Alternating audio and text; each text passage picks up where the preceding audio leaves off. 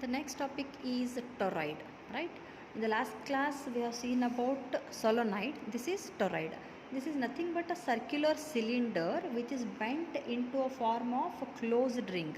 One circular cylinder we are taking which is bent into the form of a closed ring. It is also having same coil, right, which is bent into the form of a ring. Now all these are the turns of that coil.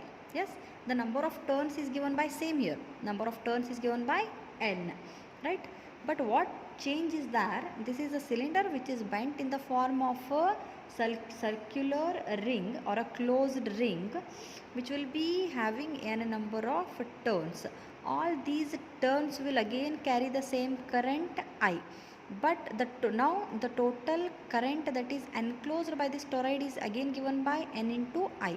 This is what the total current enclosed by the toroid. This is given by n into I.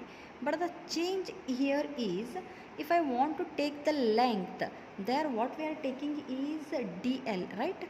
dl. If I want to take the integration of this dl, it will be the total length of the solenoid, capital L, right? But here it is not the case. It will be in the form of a circular ring or a closed ring. Then if I want to take the length of this, it will be nothing but the circumference of the circle that is formed there. That circumference is taken as 2 pi r. Similar cases you have seen earlier also. This is toroid, but length of a circle will be taking as circumference of a circle there. The same case you have studied in the last classes also, right? So similar thing you need to apply. Toroid is a cylindrical, what it is, circular cylinder which is bent into a form of a closed ring. This will be having n number of turns. The length of this toroid can be taken as circumference of a circle, that is 2 pi r. Yes. Again, if you want to apply Ampere's circuitous law states that H dot dl will be equal to I. But the total current enclosed for a toroid is equal to what? H dot dl is equal to n into I. Like this I can write. Okay. Now H will be what? The magnetic field intensity. The magnetic field intensity will be uniform. It will be constant all over this toroid. So H you can take it out. Integration dl will be equal to n into I. Like this I can write. Okay, H as it is. So surface integration of dl will be what? Circumference of the circle 2 pi r I can write, which is equal to n into I. So H can be taken as what? N into I divided by 2 pi r. This will be what? Ampere per meter. Now if I want to write down B will be equal to mu into H, right? Which is equal to mu into Ni divided by 2 pi r. What is the unit?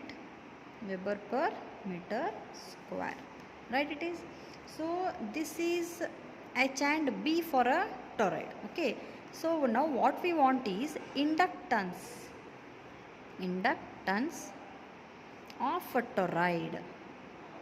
Inductance of a toroid can be given by formula will be same. Inductance L is equal to total flux linkage divided by total current. Okay.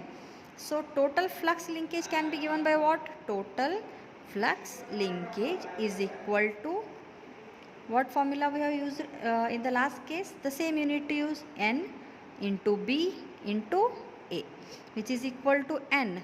B you write down here, mu N I divided by 2 pi r into A, right? Which is equal to, simplify this one, mu N square IA divided by 2 pi r.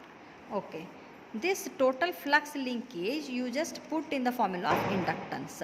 Therefore, inductance can be given by mu N square A divided by 2 pi r. The unit is H, right? This is what the inductance for a toroid is. Very simple it is. You just go through the video. If you get any doubt, again in the next class we'll discuss that.